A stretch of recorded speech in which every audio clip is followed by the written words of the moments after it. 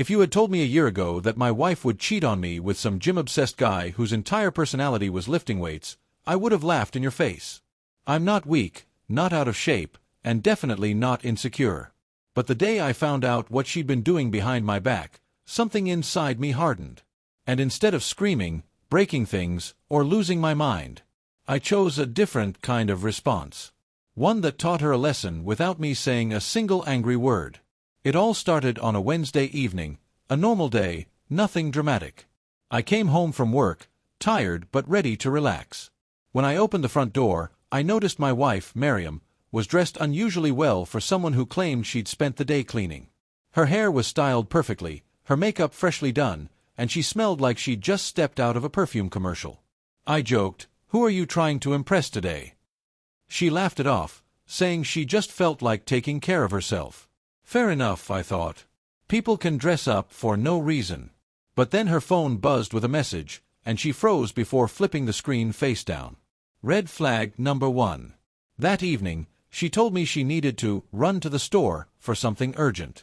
She left in such a hurry that she forgot her smartwatch on the table, the same smartwatch that syncs every notification from her phone. Red flag number 2. 10 minutes later, her wrist buzzed on the table with a message that lit up the screen. Can't wait to see you again. Same place. The name saved in her contacts was Coach. I tapped it. The next preview message made everything crystal clear. You better not be late this time. That dress you wore yesterday. Wow. You don't talk to your fitness coach like that. In that moment, something inside me went cold. Not furious. Not heartbroken. Just cold enough to think clearly. If she had already made her move, no amount of yelling or crying was going to change what she'd done. So I decided on something else. I grabbed my keys, took her smartwatch, and left the house. I didn't go after her. I didn't hunt down the guy. I simply drove around for a while, thinking. And as I circled the neighborhood, something interesting happened. My neighbor, Alina, waved me down. Alina was around our age, always kind, and lived alone ever since her husband was stationed abroad. She looked stressed, her hands covered in water. "Thank God you're here," she said. "My kitchen pipe just burst. Can you please help? I've been trying for 20 minutes. I could have said no. I could have pretended I was too busy. But then it hit me, my wife had left me for a man with muscles.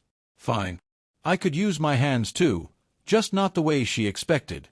Helping Alina wasn't about revenge in a dirty or romantic sense, nothing like that.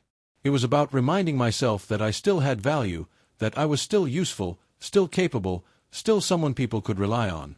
I wasn't going to sink into misery while my wife ran around with a guy who spent more time flexing than thinking. So I rolled up my sleeves and stepped into Alina's flooded kitchen. The pipe was spraying water everywhere. She looked helpless, frustrated, stressed. "I'm so embarrassed," she said. "I don't know anything about this." "It's okay," I replied calmly. "Let's fix it." While I worked, she kept apologizing, offering towels, trying to help. It was normal, respectful human interaction, something my wife had forgotten existed. It took about 40 minutes to fix the leak temporarily, enough to stop the flooding. Alina thanked me 100 times. She even offered to cook me dinner someday as a thank you. I said, "You don't owe me anything. I'm just glad to help." When I stepped out of her house, guess who pulled into our driveway at the exact same time? Miriam. Her eyes widened when she saw me walking from the neighbor's home. Her makeup was smudged, her hair messy, and her expression panicked, like she wasn't expecting to see me anywhere except inside, sitting like a fool. She walked toward me, breathless. "Where were you?" I tilted my head toward Alina's house, helping her fix her pipe. "It burst." She blinked rapidly. You went into her house?" "I did." Her face twisted with something between anger and insecurity. "Why didn't you tell me?" I shrugged. "You weren't here." She stared at me as if waiting for me to ask where she had been or who she was with. But I didn't. I simply walked past her into the house, grabbed a towel, and dried my hands. That silence. That was the loudest revenge I could have given her. Over the next few days, Miriam couldn't stop asking questions. Did she need anything else? How long were you there? Did she call you again? Why didn't you wait for me to come home? I answered every question with the same calm voice she hated. I just helped her. That's all. Meanwhile, I made no mention of her gym boyfriend. No confrontation. No accusations. Just distance. Because guilt is heavier than anger. Eventually, she confessed everything, not because I forced her, but because silence made her break down. She begged, apologized, cried, promised to change. But the truth was simple. She cheated because she wanted attention. I helped someone because they needed help. And that difference showed her exactly what kind of man she almost lost. By the time she realized it, the damage was already done.